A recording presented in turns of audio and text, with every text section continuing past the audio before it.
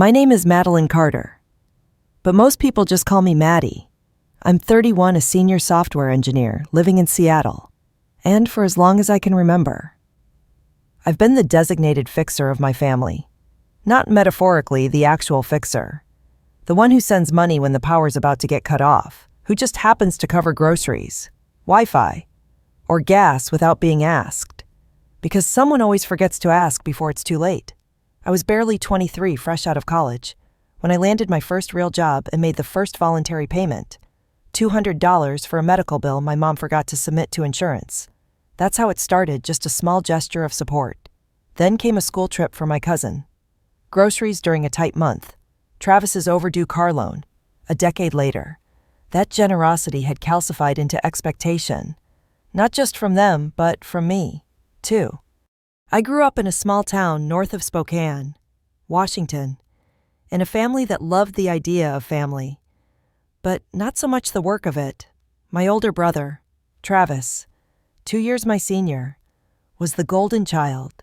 He had our mother's attention, our father's silence, and the benefit of low expectations. He flunked out of community college, but still got framed certificates on the wall. Meanwhile, I graduated with honors from the University of Washington. But the loudest thing I ever got from them was a half-hearted, "Well, at least someone in this family's employable." Travis bounced between jobs like they were hobbies assistant manager at a GameStop, then head of promotions at some failing brewery. At the time of all this, he was unemployed, living rent-free in the house our grandfather had left behind, the same house I paid taxes on, the same house my mother insisted wasn't really mine, even though I was the only one keeping it afloat. If I sound bitter, it's because I didn't used to be.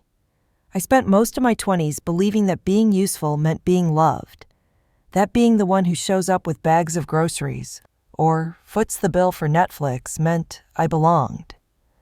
I told myself that one day they'd see me, not just as a safety net, but as a person, someone with a life of her own, a job with real pressure, a heart that had grown heavy from carrying their weight. But no matter how many Christmas flights I paid for, how many car repairs I covered, how many times I said, "Don't worry about it, I've got this," they never changed. They just assumed more. The worst part wasn't even the money. It was how invisible I was unless I came bearing something. Last Thanksgiving, I flew home after working a 60-hour week, brought $300 worth of groceries, and even cooked half the meal. As I stepped through the door, juggling 3 reusable bags and a bottle of wine, I heard Travis chuckle, low and smug. In the kitchen, "Here she is, the human wallet." Mom didn't bother to whisper. Well, that's the only time she gets treated like family. They laughed. I don't know why it hit me so hard that night. Maybe because I was tired. Maybe because I was finally listening. But something cracked. I didn't confront them. I smiled. I set the table. I poured the damn wine. I even washed the dishes while they watched football. Like always. But when I looked at myself in the mirror later, I saw a woman shrinking. Not aging. Not breaking, shrinking. I wasn't just being overlooked. I was being used. I was a convenient utility. A quiet ATM in human form, wrapped in holiday politeness. So I started planning not a dramatic exit, but a quiet unraveling. I canceled the streaming accounts they mooched off. I stopped replying to vague texts like, "Can you help real quick? I let the old family cell plan expire." No announcement, just silence. But the real shift that came from the thing they never noticed, my grandfather's will, after he passed. Everyone assumed the house went to my mom, his only child. She certainly acted like it. She let Travis move in.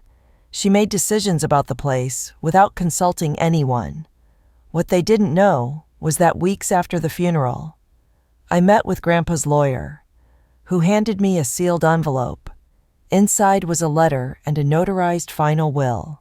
He had left the house to me, quietly, intentionally. "You were the only one who ever came to visit without needing anything. He wrote, "Do with it what you think is right." For a year, I did nothing. I kept paying the property taxes without telling anyone. I thought maybe they'd change. Maybe they'd show a sliver of appreciation. Maybe the years of giving would finally buy me respect. But instead, the asks turned into demands. Travis wanted me to help fund a small business idea selling NFTs. Of all things, my mother sent cryptic texts like, "We're out of food again," or "It'd be nice if you supported your family like Travis supports us emotionally." One night, I opened Facebook and saw a photo of them at a steakhouse, Mom, Dad, and Travis, toasting him, captioned, "Proud of our son, our rock." It was posted on my birthday. That was it. I booked a flight for Friday, packed a folder with legal documents, and flew to Spokane without telling a soul. I still had a key. When I walked in, they were on the couch, laughing about something trivial. Travis looked up like I was intruding on his nap. "Didn't know you were coming," he muttered. "Figures." My mom smiled that tight-lipped way that never reached her eyes. "We're a little busy right now." "Maddie, can this wait?" I didn't answer. I just sat at the table, opened my bag, and placed the deed on the surface. The room fell silent. Travis squinted at the page. "What's this another bill you want us to pay?" I didn't flinch. I slid it closer. My name, bolded and notarized. "The house is mine," I said. "Grandpa left it to me, legally, irrevocably." Mom blinked, then laughed. "Don't be ridiculous. He wouldn't do that. We live here." But her voice wavered. She wasn't sure. Travis stood, his arms crossed. "So what, you're evicting your own family now?" I looked at him, really looked. He wasn't angry. He was cornered. "You said something once," I said, my voice quiet, "that I only get respect when I pay for it." I pulled out the second document and laid it beside the first. "I'm done paying." It was the moment everything snapped, not loudly, not with shouting or violence, just a stillness, a kind of silence that only follows clarity. I stood up, took my bag, and walked out. No one followed. No one stopped me. And as the door clicked shut behind me, I realized I hadn't just claimed a house. I had reclaimed myself. But of course, nothing in this family ends neatly, not even an eviction. And that was just the beginning. The days after the confrontation passed like a blur. I returned to Seattle with a strange tightness in my chest. Not regret. Not exactly. More like standing still after running for years and realizing your muscles don't know how to relax. I went back to work, smiled at meetings, coded until midnight, but I didn't really sleep. Instead, I replayed every Thanksgiving, every ignored birthday, every time I'd been made to feel like a guest in my own bloodline. And still, part of me waited for a call, a text, something that sounded like, "We were wrong." But they didn't call to apologize. They called to blame. By Tuesday, my voicemail was full. The first few were almost comical, Mom pretending there had been a paperwork mix-up, that surely Grandpa meant to leave the house to her. Then came Travis's texts, erratic, angry. "You'll regret this. You're not better than us." One message simply read, "You're nothing without this family." It would have scared me once. Now, it just clarified something. They never loved me. Not really. They loved what I gave them. So I leaned into the truth.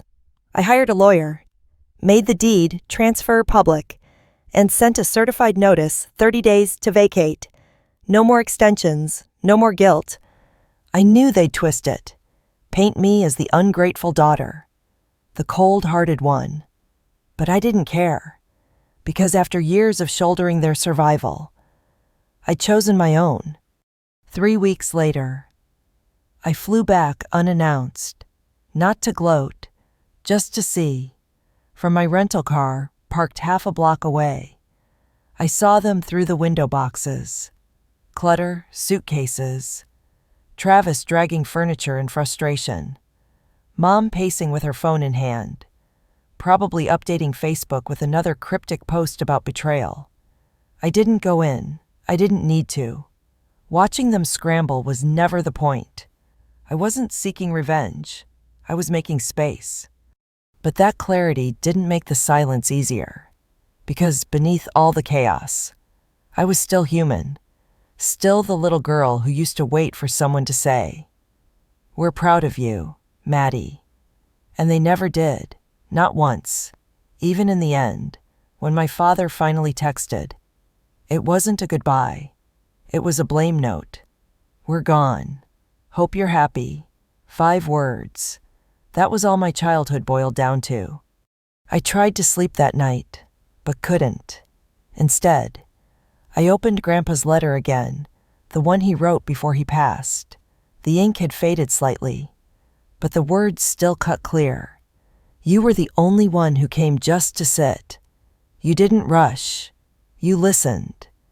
He wrote about how lonely he felt after Grandma died, how Travis always needed something. "But I just brought presents. Make the house yours." He ended, "Not for them, for you." I read it again and again until it no longer felt like a letter. It felt like permission. The next morning, I made a decision. I wouldn't just own the house, I'd repurpose it. Not as some cold monument to survival, but as a haven. For people like me, people who were always the afterthought, who brought full hearts and left empty-handed. I reached out to a nonprofit I used to volunteer with youths aging out of foster care, students without homes during holidays. By week's end, I had 2 names, Naomi and Jaden. Naomi was 22, studying biology, working overnight shifts at a 7-Eleven to make rent. Jaden was 20, a nursing major, juggling school and paying for his mom's medication. Both had been couch hopping for months.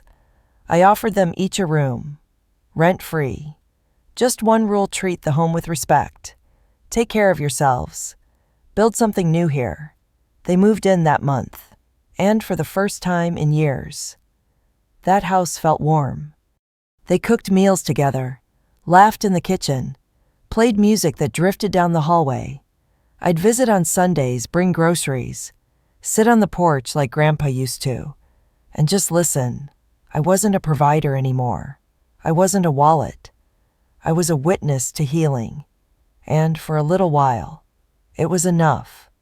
Until Travis showed up. It started subtly. A phone call from the hardware store down the road. The clerk, a kind older man, said a guy had come in asking about porch repairs, claiming he used to live there, asking questions about me, the house, the locks, buzz cut, worn jacket, dealership logo on the sleeve. Travis. I felt my stomach drop. He hadn't let it go. He never would. I didn't tell Naomi or Jaden at first. I didn't want to worry them. But I acted fast, installed cameras, upgraded locks, gave them emergency contacts, my lawyer, the local precinct, even my renovation crew who lived nearby. I told myself it was enough, that it was just a scare, that Travis wouldn't be bold enough to come back. Then he came back. Mrs. Winslow, our old neighbor who still lived 2 doors down, called in a panic. "Maddie, your brother's on the porch. He's shouting. He says the house is his." My heart froze. I dialed the police. Then Naomi. She sounded terrified but composed. We locked the door.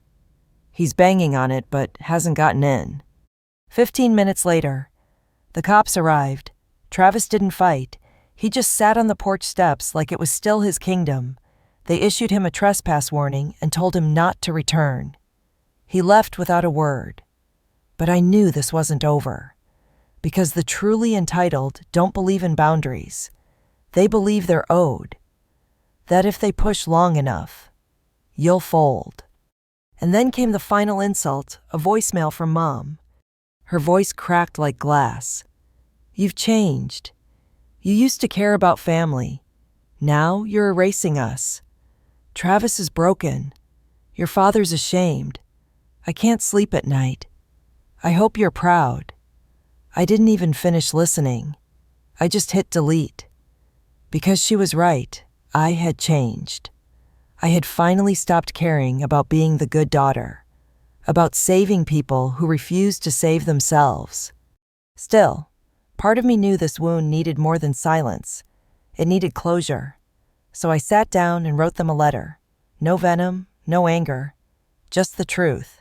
I told them I had spent my whole life trying to earn something they never intended to give, that I wasn't trying to hurt them, but I also wasn't willing to keep hurting myself, that the house wasn't about revenge.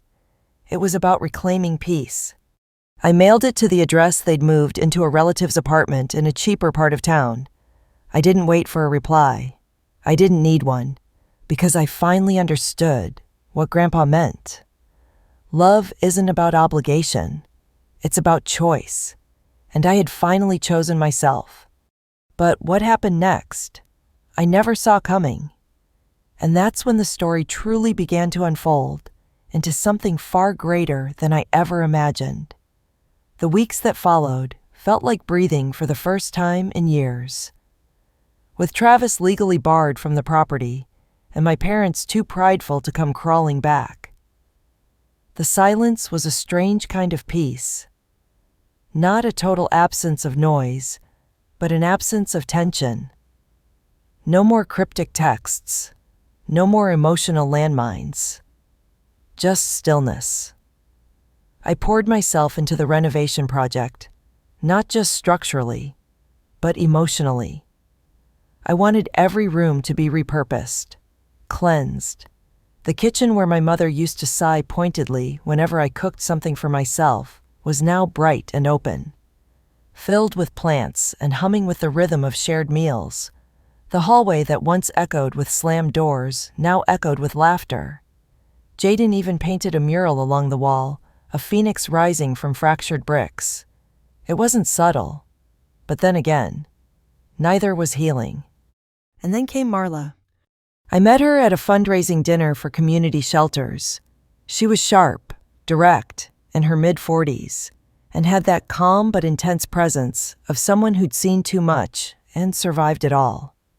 When I told her about my little project, she didn't blink, just said, "You're not running a house. You're building a movement. Own that." I didn't know what to say. No one had ever framed it like that before. Not even me. A week later, she showed up at the house with 2 duffel bags and a soft-spoken teenager named Tyler. Marla worked with displaced LGBTQ+ youth, and Tyler had been couch surfing after being outed at school. He barely said 2 words the first night, just nodded, picked a room upstairs, and disappeared into it. But by day 3, he was helping Jaden assemble a bookshelf, and by day 5, he was smiling at dinner, quietly, but still smiling. I wasn't trying to run a shelter, but I also wasn't going to turn anyone away. So I filed the paperwork. Maddie's Place, a nonprofit dedicated to transitional housing for vulnerable students and youth. We weren't big, we weren't shiny, but we were safe. That meant something. That meant everything. Of course, not everyone saw it that way. 2 months in, I got a letter from a lawyer, not mine, my parents'. They were formally requesting mediation over the estate, claiming undue influence and emotional distress. I laughed when I first read it.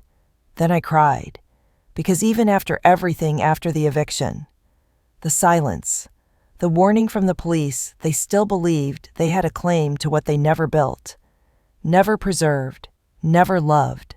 My lawyer handled it. The will was airtight. Grandpa's signature, witnessed and notarized, was legally unimpeachable, but emotionally, it felt like being pulled back into a battlefield I just escaped. And worse, like I was dragging these new lives with me into a war they never signed up for. That night, I sat on the porch with Marla. I told her about the letter, about the rising dread in my chest, about how, despite all the proof, all the justice, There was a part of me that still felt like I had to explain myself. She listened, then said something I'll never forget. They don't want the house. They want your guilt. They want access to your self-worth. Because once you stop giving it to them, they can't survive. She was right. They didn't want the property. They wanted the version of me who would apologize, pay for dinner, and pretend not to notice the bruises their love left behind. That Maddie was gone. But I had to keep reminding myself of that every single day. Then came the local reporter. Her name was Iris, a soft-spoken journalist from a Seattle community blog. She'd heard about Maddie's place through a college counselor and asked if she could do a feature. I hesitated. I didn't want to make the story about me, but Jaden was the one who convinced me. Maybe if people hear what you did, they'll realize they can do it too. So we sat for the interview. I told Iris about Grandpa, about the house, about the moment I realized that being useful wasn't the same as being loved. I told her about the eviction not in anger, but in clarity. I wasn't looking for revenge. I was claiming peace. The article ran the next week, titled, "From Ghost House to Safe Haven, One Woman's Quiet Revolution." Donations started trickling in. Grocery stores offered supplies. An anonymous donor paid for our water heater upgrade. But the most surprising message came in the form of an email from a man named Peter Grant. He was a venture capitalist, retired, with a daughter who'd aged out of the foster system and struggled for years to find stable housing. He said he read the article and wanted to help quietly. A second property had just come on the market, 3 blocks away, if I was willing to run it. He'd buy it under the Maddie's Place umbrella. For a long time, I just stared at that email. Because years ago, I used to dream about building apps, solving things with code and caffeine. But now, I was solving something else, something deeper. I said yes. And with that, the movement began. We added 2 more residents to the original house. A shy girl named Camille, fresh out of a domestic violence shelter, and Ezra, an architecture student with no family to fall back on. Every single one of them had a story that broke my heart, and a strength that rebuilt it. And just when I thought I was settling into something steady, Travis reappeared. Not at the house, at my workplace. He showed up at my building's lobby on a Friday afternoon, unshaven and furious, yelling for Maddie like it was still 2008 and I was still obligated to fix his life. Security escorted him out before I even saw him. But the front desk staff looked shaken. One of them asked me, "Do you want to file a workplace safety report?"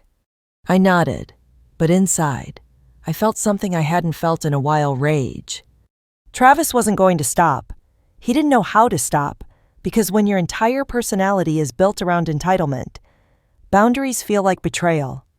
And that's when I realized something even darker. He didn't want the house. He wanted to destroy what I'd built with it, because it was proof that I'd survived without them, that I'd thrived. I called Marla that night, told her I needed to expand security to the second house too. She didn't ask why. She just said, "I've got a guy." And that's when I knew this wasn't just a house anymore. This was war, a quiet war, but one I wasn't afraid of fighting anymore. Because for the first time, I wasn't fighting alone. By mid-December, the house was unrecognizable in the best possible way. The walls were no longer just walls. They were markers of survival, witnesses to healing. The living room buzzed each evening with music, laughter, heated debates over movie choices, and late-night study sessions on weekends.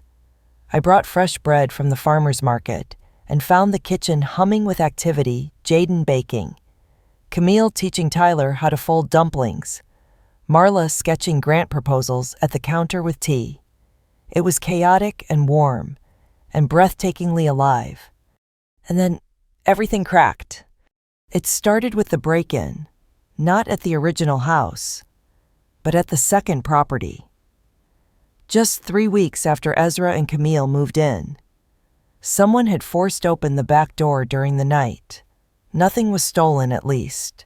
Not physically, but Ezra's sketches, months of hand-drawn architectural renderings, were shredded. Camille's journals were soaked in the kitchen sink. The fridge was unplugged. Every light bulb had been smashed. It was vandalism with a message. I didn't need forensics to tell me who did it. Travis. The police couldn't prove anything. No cameras had been installed yet. No fingerprints were lifted. But the precision, the targeted malice, it screamed of someone who knew exactly what to hit to cause the most pain. Ezra went silent for days. Camille started locking her bedroom twice. And me, I didn't sleep. I was done waiting for him to cross another line. This time, I would draw one so hard it'd split the ground open. I filed for a permanent restraining order. My lawyers submitted every incident from the house confrontation to the workplace disturbance. And now the break-in. Marla offered to testify. Iris, the reporter, added a sworn statement. But the court date was weeks away. Meanwhile, I needed to keep everyone safe.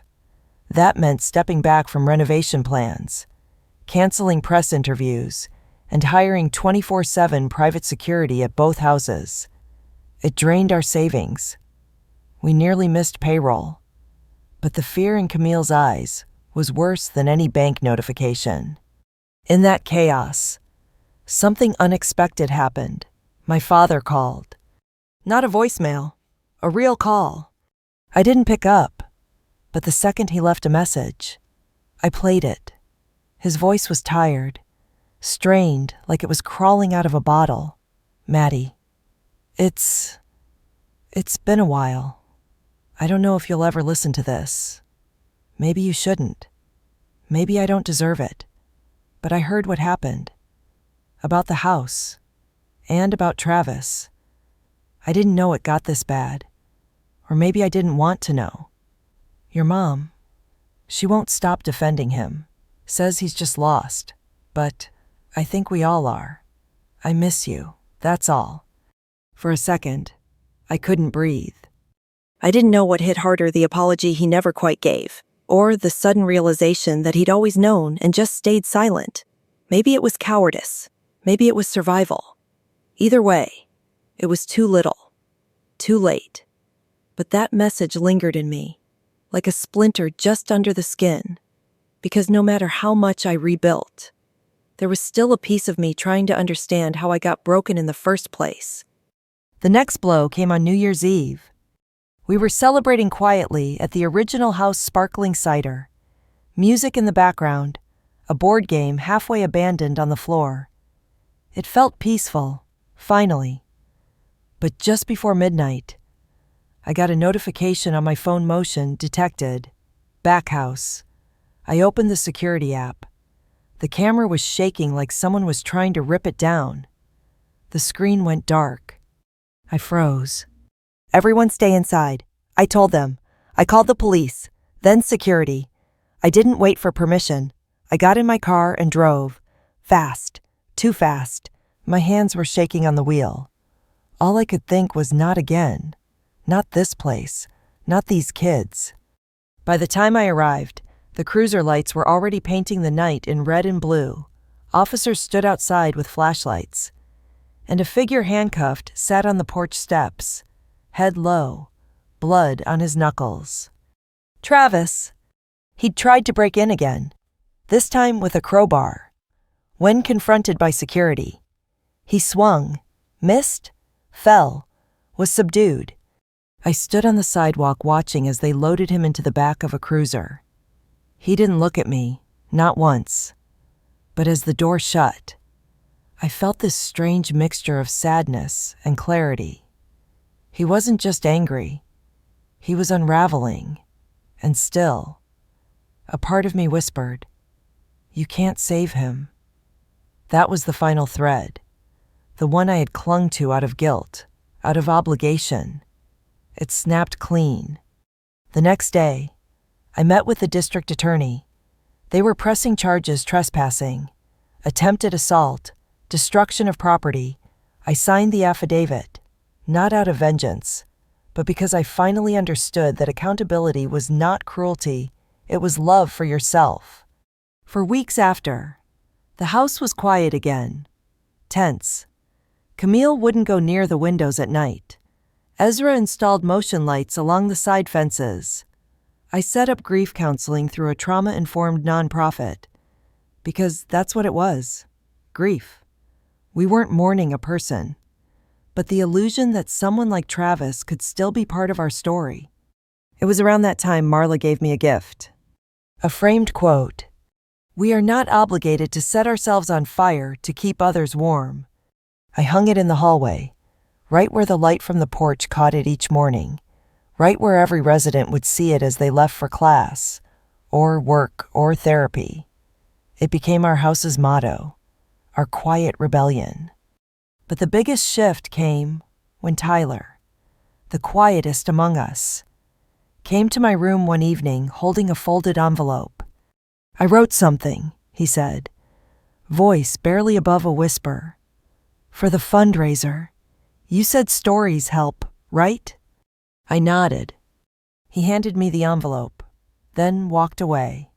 Inside was a letter, 3 pages long, about being kicked out at 16, about couch surfing, sleeping in libraries, pretending to be fine in front of teachers, and about walking into Maddie's place and, for the first time, being asked what he wanted, not what he needed. It was raw, tender, brave. I submitted it with our grant proposal. 2 weeks later, we were awarded a $50,000 donation. And just like that, the cycle began to break. But beneath that triumph, something deeper stirred.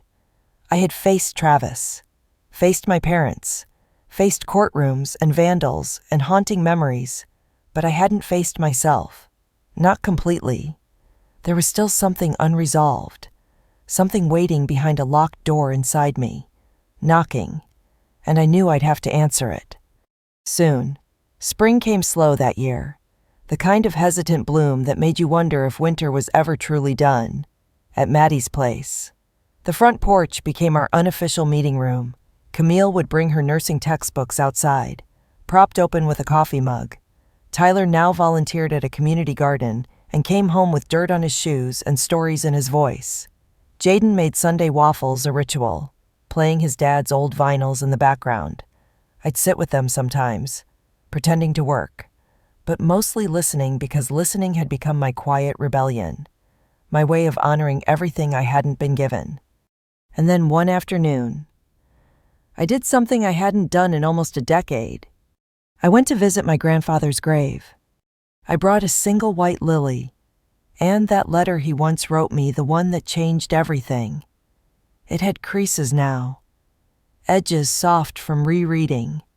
I sat on the grass, legs crossed, back straight like a child in trouble, and whispered everything I'd never said aloud, about the pain, about the moments I nearly gave up, about Travis, about the house, and about how I finally understood what he meant when he wrote, "Build something you can be proud of, not something safe, not something convenient, something true." Leaving the cemetery felt like shedding a second skin. And yet, something kept tugging at me. Not regret, not fear, but this quiet ache for closure, not with Travis, or even my parents, but with the part of me that had always assumed I had to earn love to deserve it. That ache found its answer 2 weeks later. A letter arrived at the nonprofit's mailbox. No return address, just my name in sharp, slanted ink. I opened it slowly, like it might disappear if I blinked too hard. Inside was a card. No message, just a printed photo me at age 10, on the front steps of the old house, holding a watering can, laughing at something out of frame, and scribbled beneath, in familiar handwriting, were 5 words, "You were never the problem." My breath caught.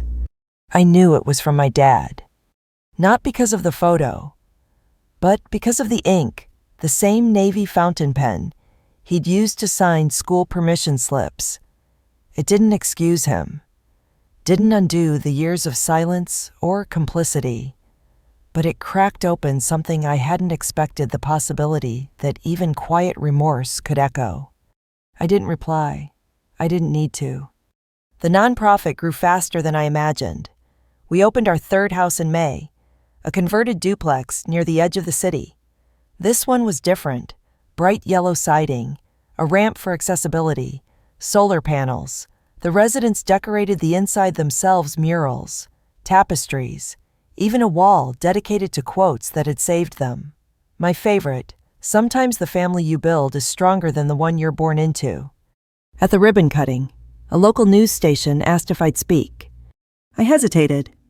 Then I stood in front of the camera, microphone trembling slightly in my hand, and said, "This isn't about rescue. It's about recognition. These young people were never broken. They were ignored, dismissed, forgotten. We didn't save them. We gave them space to remember they were worth saving in the first place, and that changes everything." The next day, donations tripled. But the real reward came quietly. Late one night, after a particularly long board meeting, I walked past the original house and saw Sam sitting on the porch swing. She was humming, eyes closed, the soft glow of the porch light painting her face. I sat down beside her without a word. After a long silence, she whispered, "I feel like I can breathe here. Like I don't have to perform."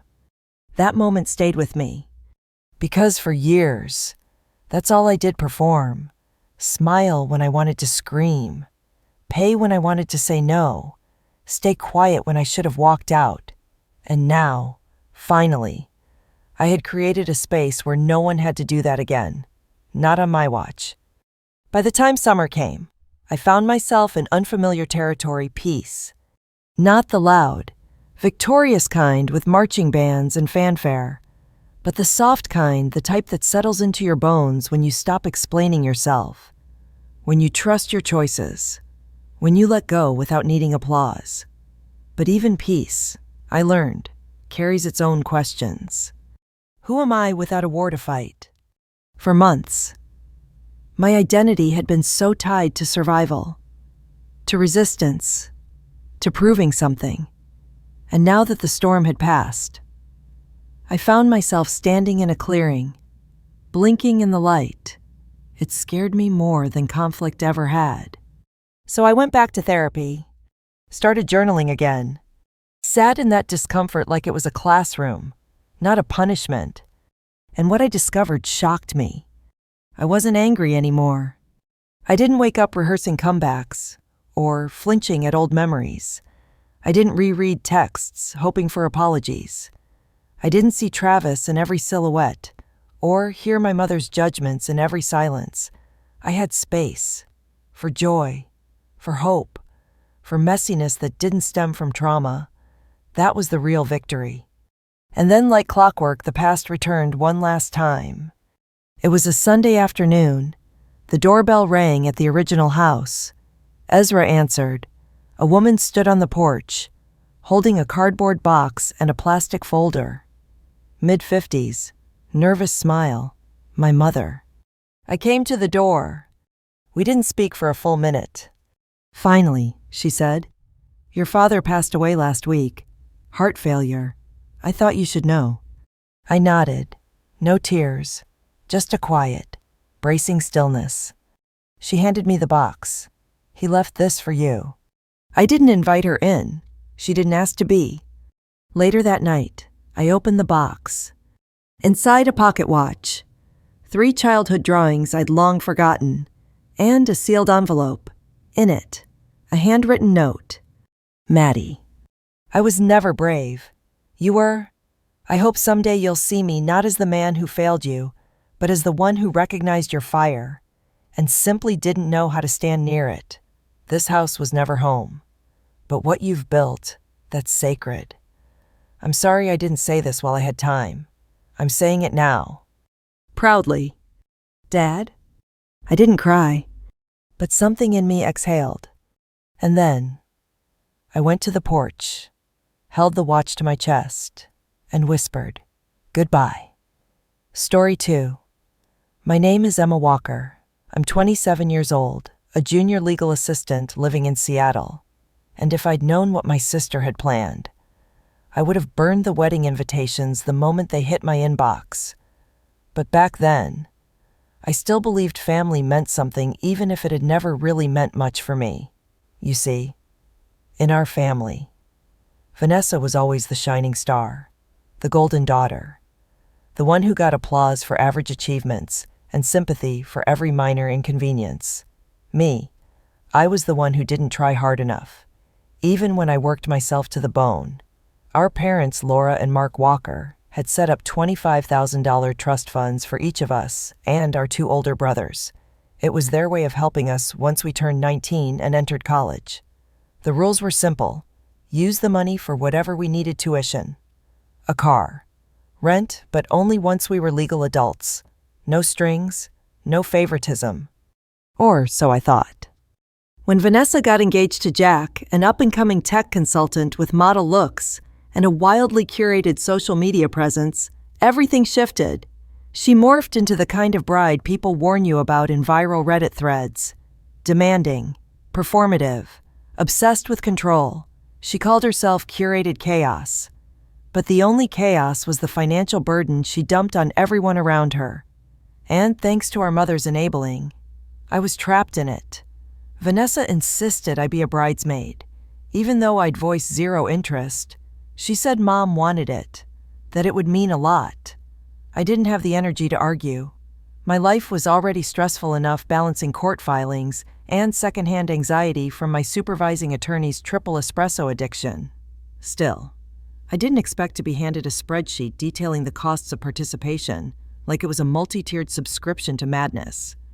$300 for the dress, $150 for makeup, $800 for a bachelorette spa day, $1 to $1,000 for a luxury weekend in Aspen, $25 for cake tasting, and wait for it, $150 to reserve my seat at the wedding I was apparently helping build from the ground up. When I voiced concerns, Vanessa brushed them off with a laugh that didn't reach her eyes. "Oh, come on, Em. If you're not investing in the experience, you're just in the way." That line stuck with me. Not because it hurt, though it did, but because it was the clearest glimpse into how she really saw me. Not as family, not as a sister, but as an extra in her meticulously scripted life. Still, I stayed quiet. I even wired the first payment for the dress and shoes. What choice did I have? Every time I tried to explain to Mom that this whole thing felt exploitative, she'd wave it off. "Vanessa's just anxious," she said. Let her have her moment. I wanted to scream that her moment was coming at the cost of everyone else's dignity and savings, but I bit my tongue until that Saturday. I was sitting at home, half listening to a bridesmaid group chat meltdown over napkin textures, when a screenshot popped up, one that stopped everything cold. Rachel, one of the bridesmaids and my only real ally in this circus, had sent a blurry PDF titled "Final Fund Transfer." It showed an internal email between Vanessa and my mother, dated 2 weeks after the engagement. The subject line: wedding budget, trust reallocation. I don't remember dropping my phone, but I must have, because when I came to, it was on the floor beside me, and my fingers were shaking. I read every line twice, then 3 times. The math was clear.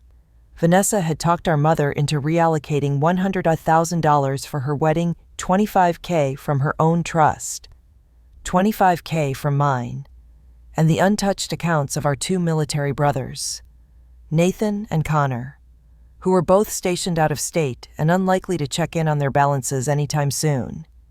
The betrayal tasted metallic in my mouth. That money wasn't just a number. It was security, a future. A promise from my parents that we all mattered equally. But now I was being robbed quietly, politely, and with the same passive-aggressive cheer that had coated every family holiday since we were kids. Vanessa had done it, Again. Manipulated her way into something that wasn't hers. And Mom had helped her do it. The only person who hadn't known was Dad. I needed answers. And I needed them now. So I called a family meeting. Not a casual brunch chat, not a polite sit-down over chamomile tea. A real, grown-up confrontation. I laid it all out. The document, the timeline, the absurdity of throwing 6 figures at a ski-themed wedding for 2 people who couldn't even split the catering bill evenly. Dad's face darkened with every sentence. His jaw clenched. His voice, when it came, was ice. He hadn't known, not a cent of it. And what enraged him most was that Mom had never said the words, "Your father and I agree," even though they hadn't agreed at all. But that wasn't the real explosion. That came later when Vanessa showed up. 5 hours late, all sugar-coated smiles and faux confusion, only to implode the moment her mask slipped and the confrontation went public. Vanessa arrived 5 hours late, wearing a cream wool coat and sunglasses far too oversized for dusk. She claimed she'd been held up with Jack's parents. As if that excused the silence or the smug delay. Dad wasn't having it. He opened the door with a stare so cold, it froze her performative warmth mid-step. I watched her adjust her posture, flash a toothy smile, and chirp. Well, what's all the drama now, like she hadn't just rerouted 4 people's futures for the sake of frosted pine cones and Instagram aesthetics. She waltzed in with faux concern, leaning down to kiss Mom on the cheek and pretending not to notice the rigid tension in the room. But she clocked Dad's silence, and for a brief second, her smile faltered. "What's going on?" she asked again. A little sharper now. "I already told Mom we'd keep everything fair.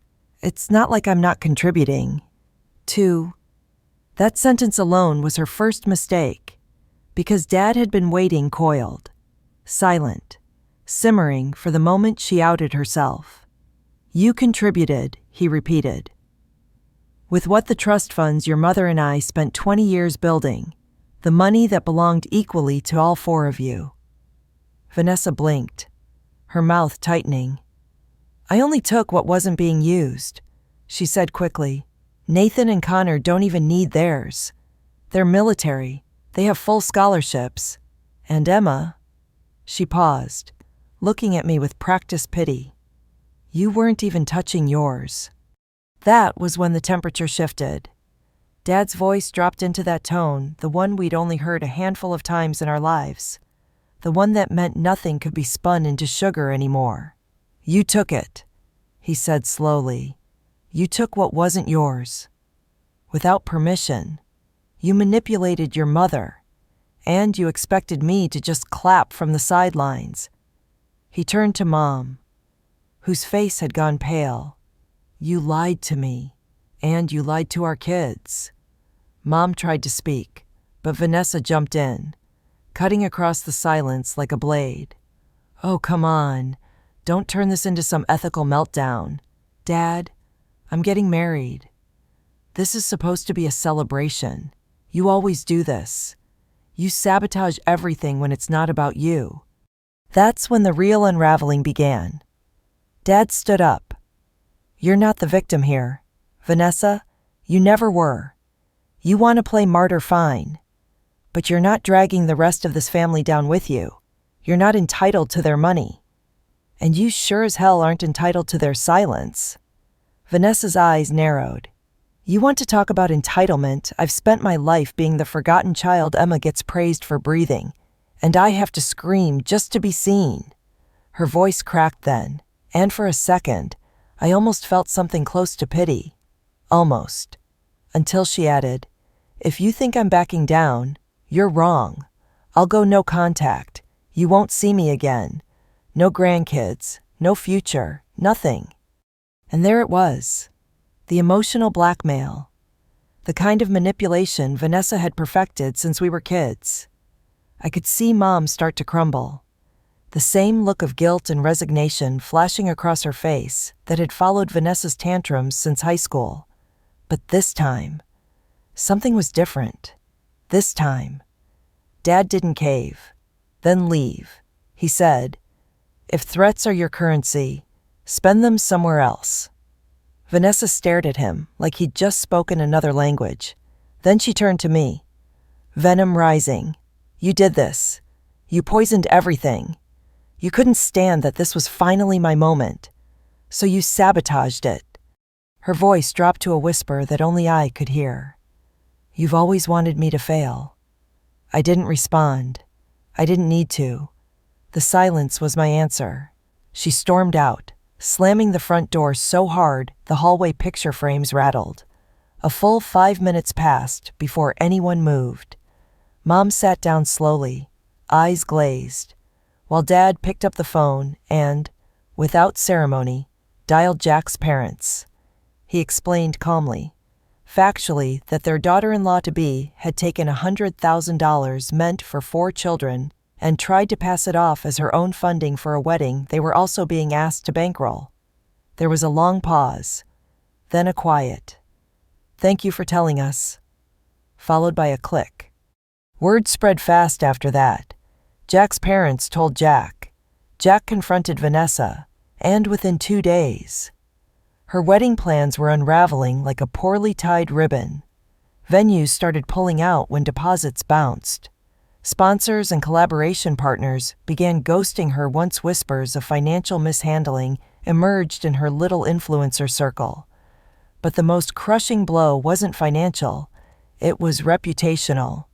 Her future in-laws called off their full financial support and issued a statement to their family. "This wedding, if it happens, will be on terms we can ethically support." Translation: no ski resort, no designer welcome dinner, no 6-figure showcase. The fallout had begun, and for once, Vanessa wasn't holding the script. In the days that followed, I didn't feel victorious. I didn't even feel angry anymore. Just hollow, like I'd been holding up a house of cards for years, and now that it had collapsed, all I had left was the silence afterward. Vanessa went radio silent for a while. No angry texts, no posts, no demands, just eerie, uncomfortable quiet. But then the ripple effects began. Her name started disappearing from sponsored content lists. Mutual acquaintances in the wedding industry, many of whom had been lined up to profit from the extravagant ski resort ceremony, began pulling back.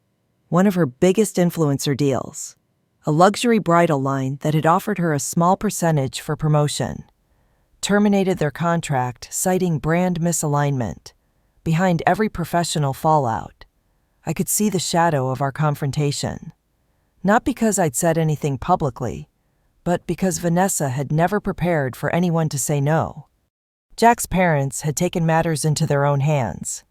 After a tense, closed-door conversation with my mom and dad, they offered a solution they'd still help fund a wedding, but not a spectacle.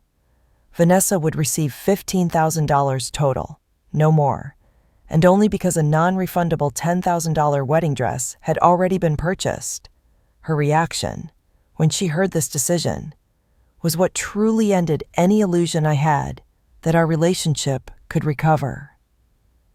She called me at 2:11 a.m., a number I didn't recognize, and when I answered, her voice was icy, not angry, not sad, just surgical. "You've ruined everything," she said. "Jack's not speaking to me.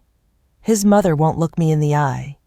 I've become a joke in circles I helped build. And you? You think you're the hero." I didn't say anything. There was no point. She kept going.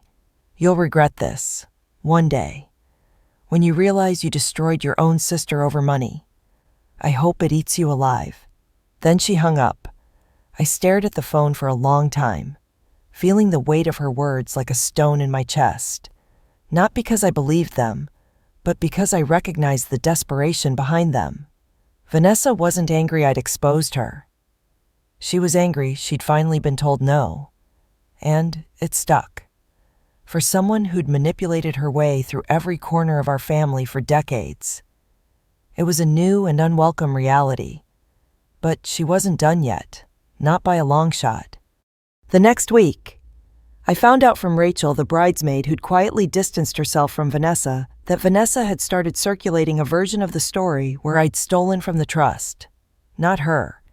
That I'd hacked our mother's accounts, lied about the money trail, and manipulated Dad into exploding. At first, I laughed. It was absurd. But then the rumors gained traction. A few of our more gullible cousins reached out awkwardly, asking what had really happened. Even my Aunt Margaret, normally neutral, called to say Vanessa was crying non-stop and claiming I had gaslit her out of her own wedding. That word choice, gaslit, stung. It's the kind of word you use when you're trying to weaponize therapy language to cover up your own sabotage. But the final straw wasn't the rumors. It was what Vanessa did next. She posted a cryptic message to her followers. Family can be your greatest enemy. When someone smiles in your face and robs you blind, it's a new level of betrayal. But I rise, always. Underneath were comments filled with sympathy, well wishes, and thinly veiled jabs at me, comments I recognized from our shared acquaintances. Friends I thought were at least neutral. That was when I realized she didn't want to heal. She wanted a stage. And if she couldn't have the wedding of the year, she'd have the victim narrative instead. I decided then that I wouldn't play defense anymore. I didn't leak receipts. I didn't craft a carefully worded response. I did something quieter, but far more effective. I scheduled a meeting with a family trust attorney, someone I'd met during a paralegal rotation last year. I showed her the transfer records, the signed emails, the time-stamped access logs that Henry Jack's cousin, a cybersecurity specialist, had helped me retrieve after hearing what had happened. She confirmed everything. Vanessa had moved the funds using our mom's login credentials, then backdated the approvals to make it appear sanctioned. It wasn't just unethical, it was potentially criminal. Identity misuse, trust violation, intentional misrepresentation. "Do you want to press charges?" she asked quietly. Eyes calm but focused. I hesitated. It would ruin her. But then again, maybe that version of her had already done that herself. Instead, I had the lawyer draft a formal request that Vanessa repay the portion taken from my fund, $25,000, within 90 days, or face civil action. No drama, no public blast, just a signature, a courier, and a consequence. When the envelope was delivered to her apartment, she didn't respond for a full week. Then I got a text. One sentence. "You're not my sister anymore." I stared at it, letting the words settle. There was no grief, no longing, just closure. Because the truth was, I hadn't lost a sister. I'd lost a bully. And in the silence that followed, I finally began to breathe again. But the story wasn't over. Not yet. Because what happens when the person you exposed starts to unravel in full view of everyone they once controlled? Vanessa didn't respond to the legal notice. She didn't dispute the numbers, didn't counter the facts. She did what she'd always done when reality didn't suit her. She spiraled, loudly and publicly. First came the Instagram purge. She deleted over 100 posts, especially anything that showed Jack's family or the luxury wedding plans she'd once paraded so proudly. Then came the tearful story uploads, carefully filtered clips of her crying, mumbling vague phrases like, "Some people just want to see you fail," and "family isn't always blood." Her followers, of course, flooded the comments with support. Stay strong. Vanessa started trending within her little niche, a perfect echo chamber for victimhood she'd carefully orchestrated. What she didn't know, what she could never control, was that the truth had begun leaking through the cracks. Lucy, the wedding planner Vanessa had stiffed on her $5,000 pre-wedding planning fee, spoke out anonymously on a bridal industry blog. The post didn't name names, but the details were damning. A high-profile bride-to-be, engaged to a tech executive, tried to fund a lavish destination wedding using unauthorized family assets. That alone would have fizzled. Except that Rachel, my quiet, Observant former co-bridesmaid shared it in a group chat that included several mid-tier influencers in the Seattle scene. From there, it caught fire. The real turning point came when Jack himself quietly ended the engagement. No grand announcement, no public breakup, just a change of Facebook status, a blank space where her name once was in his bio, and a joint statement from his parents explaining that wedding plans have been postponed indefinitely. Rumors filled the void. One of Jack's cousins leaked the fact that Vanessa had taken money from a sibling's trust. Another hinted that Vanessa had tried to guilt-trip Jack into going no contact with his own family if they didn't double their contribution. Screenshots from old messages, photos from luxury vendor meetings, even the dress invoice somehow. Everything started surfacing. She had built a brand on being aspirational, elegant, intentional. Now that brand looked like theft dressed in chiffon. By the time the final nail hit, Vanessa's carefully cultivated empire had crumbled. Her followers dipped. Sponsors ghosted her. The few loyal defenders she had left resorted to attacking the haters. But even they grew quiet as receipts kept surfacing. Her name started vanishing from upcoming bridal expos and PR events. And though she never responded to the legal demand directly, $25,000 was deposited into my account 90 days after the original request. No note. No apology. Just a bank transfer with a blank memo line. It was the cleanest acknowledgement of guilt I could have asked for, and somehow, it felt better than any apology ever could. Mom retreated quietly from the center of it all. She never admitted fault, not directly. But she did something that surprised me. She apologized in her own way. One day, she handed me a small box with old family photos. Tucked inside was a letter in her handwriting. It read, simply, "I should have protected you sooner. I cried in my car after reading it. Not because it made everything right, but because it was the first time I felt seen. Dad, meanwhile, became my unlikely advocate. He asked me to help him restructure the family trust so that no one, not even him or Mom, could unilaterally move money again. Together, we built in legal safeguards, appointed an outside administrator, and ensured that what happened with Vanessa would never happen again. For anyone." Vanessa moved to LA shortly after the scandal faded. She posted less, went private, rebranded her page to focus on wellness and self-reflection. I heard she started dating someone new, a photographer. I wish her peace. Honestly, not because I forgive her, not yet.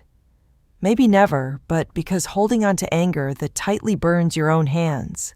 Me. I stayed in Seattle, got promoted, found stability, and, more importantly, I stopped apologizing for setting boundaries. Some days, I still replay those final moments, the silence after the truth landed, the way Vanessa looked when she realized her manipulation no longer worked. I used to think I'd feel guilt or sadness when it was all over. But what I feel now is lighter, not triumphant, just free. For the first time in my life, I'm not surviving my family. I'm living beyond it. And that is enough. Story 3. My name is Rachel Carter, and I'm 45 years old, standing at my father's gravesite on a rainy October morning in North Carolina. I never imagined the only thing I'd inherit from him would be an old Ford F-150 pickup with a rusty tailgate and worn-out leather seats. My father, William Carter, had built Carter & Sons Construction from the ground up, sweat on his brow, calluses on his hands, and discipline forged through decades of stubborn ambition. After his passing, the company and nearly his entire estate, totaling over $500 million, were handed over to my brother-in-law, Patrick Donovan, a man who wasn't even his blood, my sister Sophia's husband, once a humble site supervisor, now sat in the corner office bearing our family name. Meanwhile, I was left with a key to a pickup truck and a condescending smirk from Patrick, who had the audacity to say, "Guess that truck fits your lifestyle. But hey, thanks for your service." He chuckled like it was a joke. It wasn't. That truck, however, wasn't just a piece of metal to me. My father loved it. He used to say the engine ran better when you treated it with respect. That vehicle carried lumber, blueprints, and half of his legacy in the glove box. When I turned the ignition that day, a chime echoed softly, and the GPS screen lit up. A route was already programmed into the navigation, no address, just a set of coordinates. Something in my chest tightened. My father wasn't sentimental, but he was precise. If that destination was there, it meant something. I took a breath, shifted gears, and followed the line on the screen, unsure if I was driving toward closure or further heartbreak. Let me rewind. I wasn't the child who was meant to run Carter & Sons. That role was unofficially reserved for someone like Patrick, practical, power-hungry, eager to please. I, on the other hand, followed dreams that couldn't be measured in profit margins or quarterly reports. After graduating from Duke with a degree in English literature, I moved to Chicago to teach high school. My decision disappointed my father profoundly. "You don't walk away from legacy, Rachel," he once told me. "You build on it." But my definition of legacy wasn't confined to cement and scaffolding. I built minds, not buildings, and that difference built walls between us. For years, our communication faded into birthday cards and carefully worded emails. My mother, Margaret, tried to keep us connected through updates and photos. My sister Sophia did her best to mediate, often sending gifts under my name, or fabricating messages to make it seem like I was closer to Dad than I actually was. I didn't know whether to feel grateful or manipulated. I stayed away, not out of bitterness, but shame. The guilt of being the disappointment settled into my bones and kept me from coming home even when I missed him. Then came the call. Cancer, stage 4. It was Sophia's voice on the other end, calm but cracking. I didn't hesitate. I quit my job, packed my life into boxes, and returned to my hometown, an old neighborhood filled with ghosts and gravel roads. By the time I walked through my parents' front door, the man who used to lift concrete beams with ease barely had the strength to lift his head. He looked at me like I was a stranger. But I stayed. I cooked. I cleaned. I read to him in the evenings, even when he pretended not to listen. He never apologized. Neither did I. But sometimes, in the quiet moments, he would grip my hand and hold it just a second too long. That was his version of forgiveness. When he died, it was just me, Sophia, and Mom by his side. Patrick showed up late, muttered something cold, and started making funeral arrangements like it was a quarterly board meeting. "So, he's finally gone," he said, more annoyed than grieved. I stood silent, holding back rage, swallowing my pride. I didn't come home for a fight. But Patrick's behavior after Dad's passing made it impossible to ignore what he really was, an opportunist cloaked in charm. And I was beginning to see that this wasn't just about inheritance. It was about everything our family ever stood for being hijacked by someone who didn't even belong. Still, I kept my head down until the will was read. And that's when everything changed. The reading of my father's will took place in the same law office he had used for years. Mahogany panels, stiff chairs, and the scent of paper older than me. We gathered in a room too small for the amount of tension it held. Patrick leaned back like a man about to receive a trophy. Sophia sat between us, her hands trembling slightly. My mother looked tired in a way that made her seem decades older. When the lawyer began to speak, I focused on his lips, trying to brace myself for impact. I expected something unfair, but not the avalanche that followed. Patrick was granted full control of Carter & Sons construction, along with 80% of my father's financial assets, including real estate, investment accounts, and company shares. Sophia received a respectable trust fund, locked under Randy's name until he turned 21. And me, I was left a single item, the Ford pickup truck, and a sealed envelope. Patrick didn't even hide his amusement. He smirked, leaned over, and whispered just loud enough, "Guess you were never the favorite after all." His words stung, not because I wanted the money or the power, but because it proved every unspoken doubt I'd buried for years, that maybe, just maybe, I had never really mattered. But that truck, it led me somewhere unexpected, following the GPS route from that glitchy old navigation screen. I drove west, out of the city and into the Blue Ridge Mountains. It felt like escaping reality, or diving into a dream someone else had written for me. After about an hour of winding roads and quiet thoughts, I arrived at a small wooden cabin nestled among the trees. I'd never seen it before, but something about it felt oddly familiar, like it had existed on the edges of my childhood memories.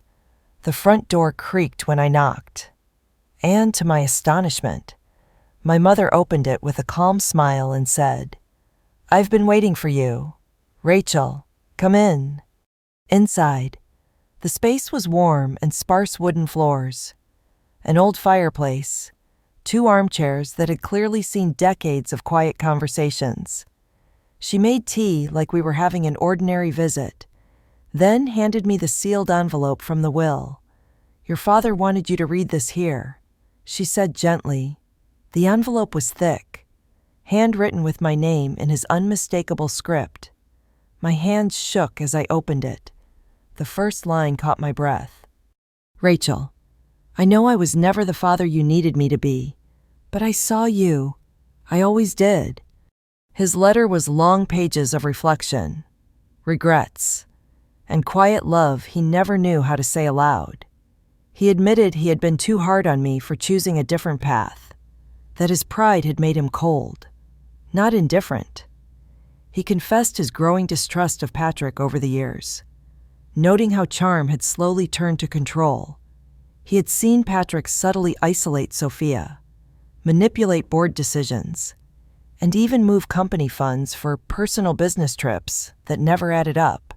But instead of confronting him directly, my father had quietly begun making preparations, shifting parts of his wealth into private accounts, all in my mother's name. His reasoning was clear if anything happened to him. The family needed protection, and the legacy needed a guardian who understood value beyond dollar signs. That person, in his eyes, was me. I couldn't stop crying, not because of the money or the secrets, but because for the first time I felt seen. Everything I thought he ignored, he had noticed. Every quiet sacrifice, every moment I thought went unappreciated, had lived in his heart. My mother sat beside me, wrapping her hand over mine. "He wanted you to know that the truck wasn't a punishment. It was the key to all of this." She then led me to a safe built into the floorboards.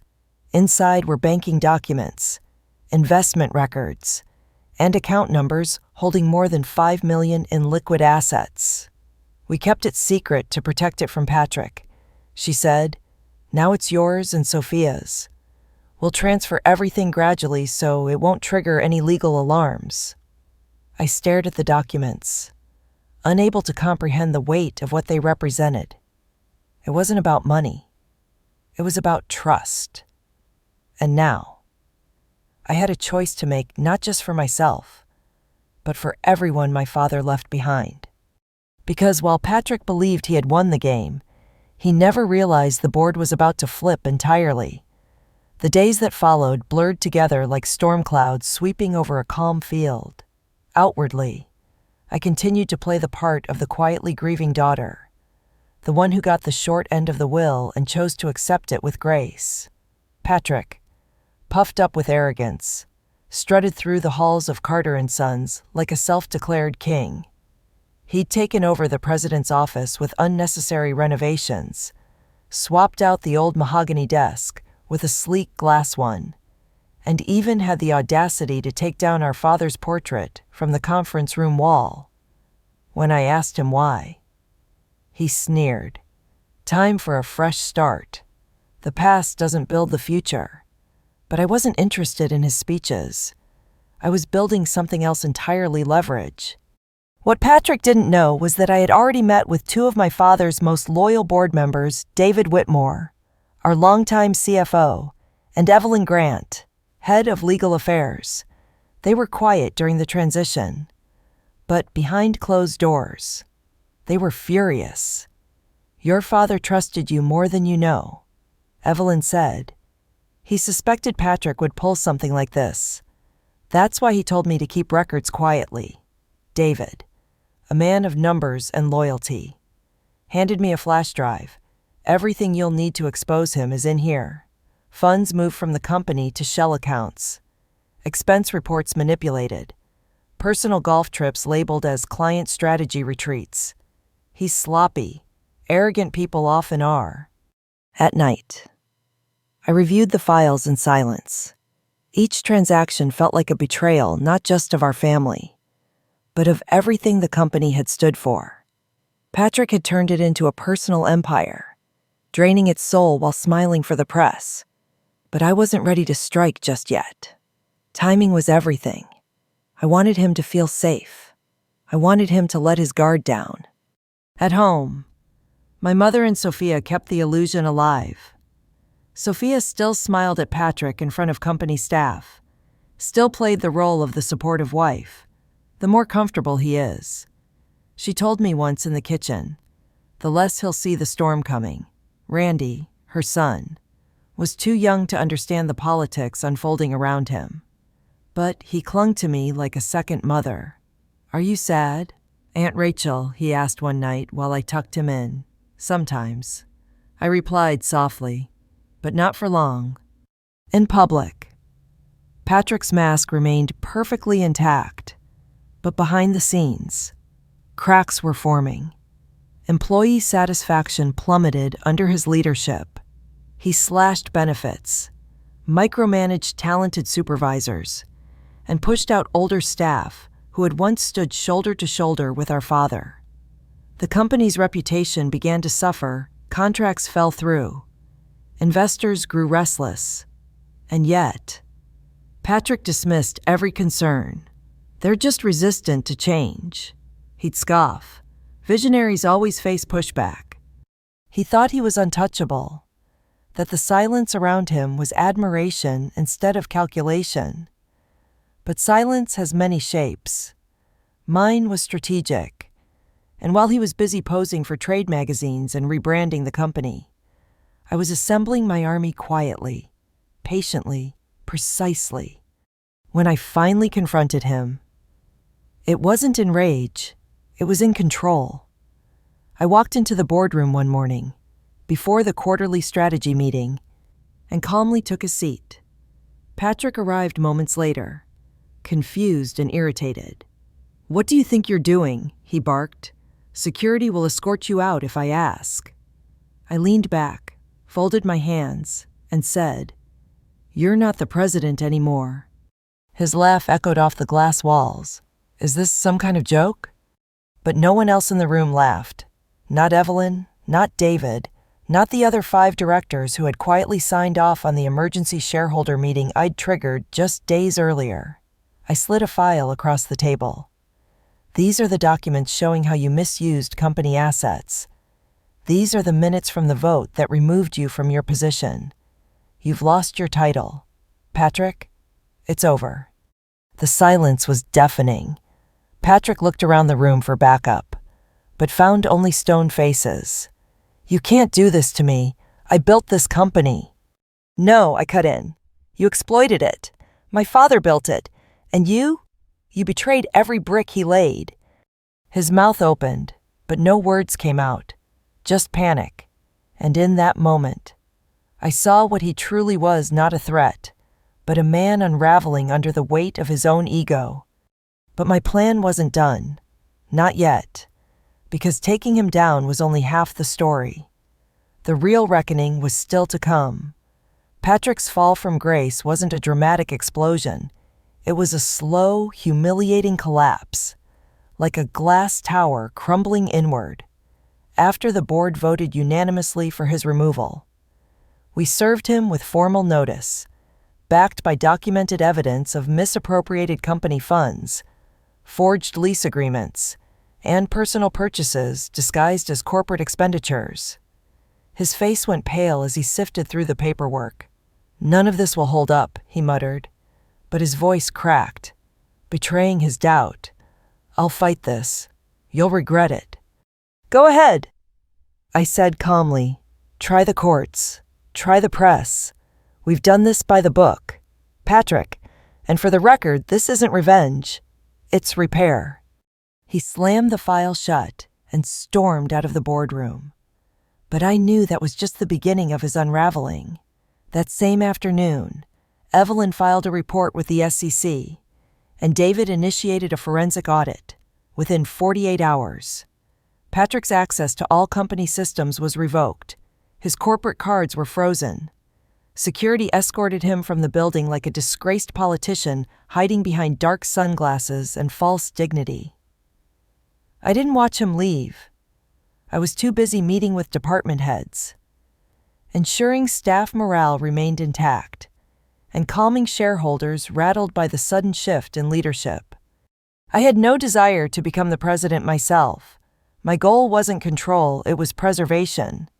I recommended Carol Myers, a senior executive who had worked with my father for over 20 years, as interim CEO. The board approved her unanimously. "Your father would have trusted her," David told me, and I believed that. But Patrick wasn't finished. In the weeks following his removal, he tried to sow discord. He leaked misleading stories to local media, claiming I had manipulated the board for personal gain, that I had plotted this for years. None of it gained traction. When he tried to return to the home he once shared with Sophia and their son Randy, he found the locks changed and divorce papers waiting. Sophia had made up her mind.